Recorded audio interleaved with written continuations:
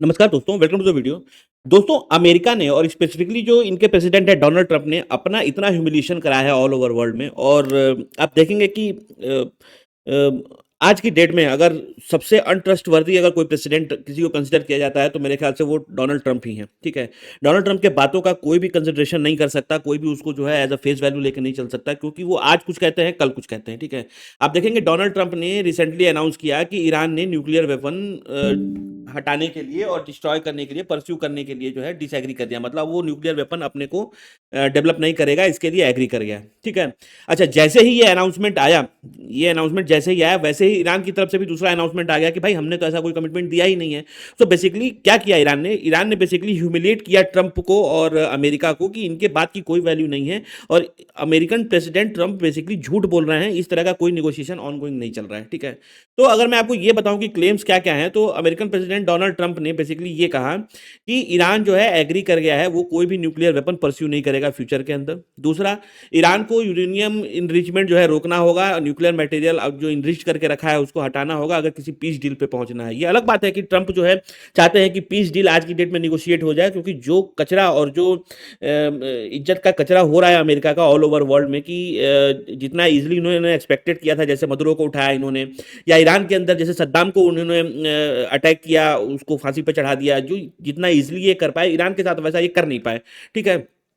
तीसरा, ट्रंप ने 2 दिन का 1 दिन पहले जो है 48 घंटे का अल्टीमेटम दिया था कि भाई हम आपको 48 घंटे का अल्टीमेटम दे रहे हैं, आप अपने जो है हथियार ले डाउन कर लीजिए, आप फाइट बैक करना बंद कर दीजिए, नहीं तो हम आपके पावर प्लांट्स पे अटैक करेंगे और आपको जो है इसका खामियाजा बहुत ज़्यादा भुगतना पड़ेगा। अच्छा, पावर प्लांट्स पे अटैक करने का क्या था? तो देखिए, ईरान को अगर आप देखेंगे तो ईरान के पास आज की डेट में जो वाटर है, जो ड्रिंकिंग पोर्टेबल वाटर है, उसकी पूर्ति करने के लिए वो सैलिनाइजेशन प्लांट है, डिसैलिनाइजेशन प्लांट है, जो कि समुद्र के पानी को प्यूरिफाई करके उसको पीने लायक बनाते हैं और वो पूरी पॉपुलेशन में जाता है। तो अगर आप पावर प्लांट्स के ऊपर अटैक करते हैं तो बेसिकली आप पूरे पॉपुलेशन को थ्रेटन कर रहे हैं, पूरे पॉपुलेशन को विदाउट वाटर, क्योंकि विदाउट वाटर अगर सपोज डिसैलिनाइजेशन चालू हो जाता है तो ये इसके इम्पैक्ट बहुत ज़्यादा होने वाले हैं, ठीक है?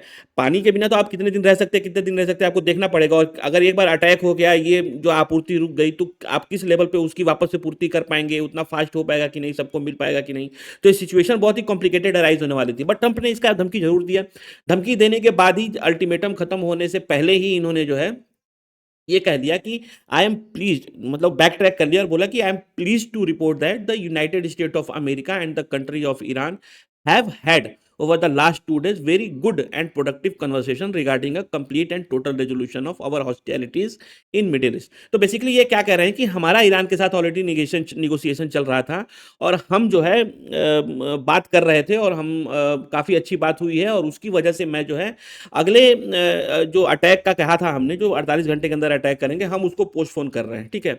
अब आप ये सोच सकते हैं कि इन्होंने असेस किया होगा कि भाई अगर हम अटैक कर देते हैं तो वहाँ पे एक नया ह्यूमैनिटेरियन क्राइसिस अराइज हो जाएगा।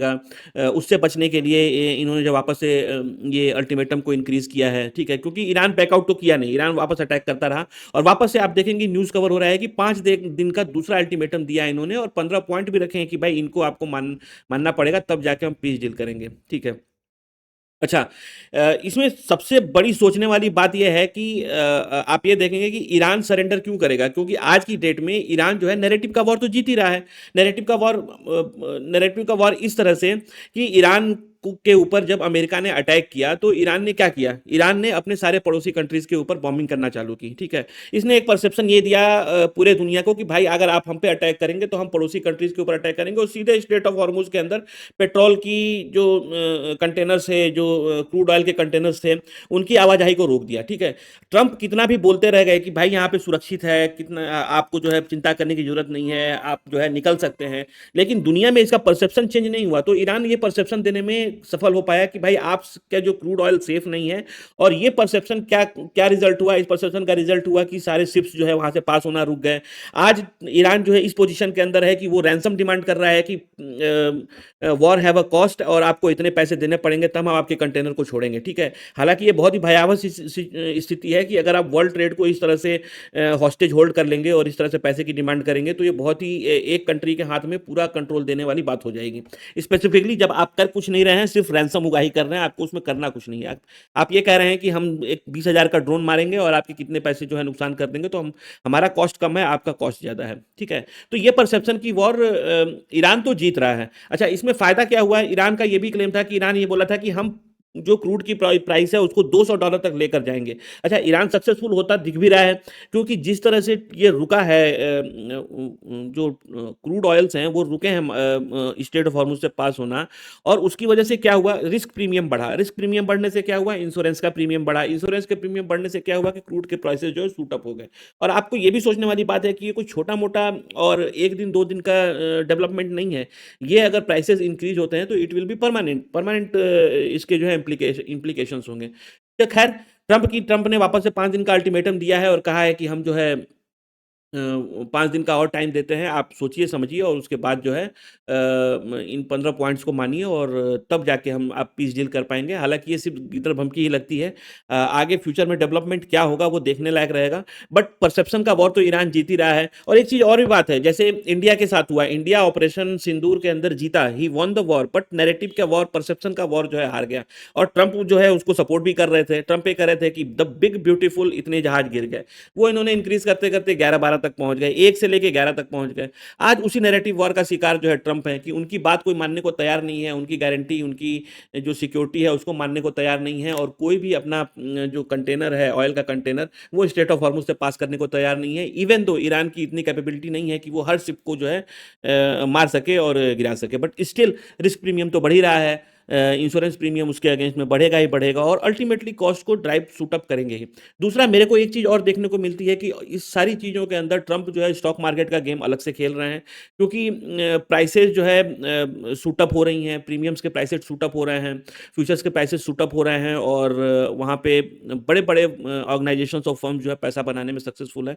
तो देखना पड़ेगा कि इस नैरेटिव वॉर में एक्चुअल विनर कौन निकल कर आता है, और समय ही बताएगा कि ये डील किस तरफ से जाती है। बट फिलहाल तो ट्रंप बैक ट्रैक कर गए हैं, और ईरान ने जबरदस्त ह्यूमिलिएशन किया है ट्रंप का, और ये बता दिया है कि आज की डेट में कि आप भले पेपर के ऊपर सुपर पावर हो, आपके पास कैपेबिलिटी हो, बट स्टिल आप जो है सर्वे सर्वा नहीं है, आपको भी झुकाया जा सकता है। और ईरान और अमेरिका वॉर ने तो इस बात को प्रूव कर ही दिया है। मीनवाइल, वीडियो आपको इन्फॉर्मेटिव लगा तो do like and subscribe. Till then we will meet in next video. Thank you, tata, bye bye.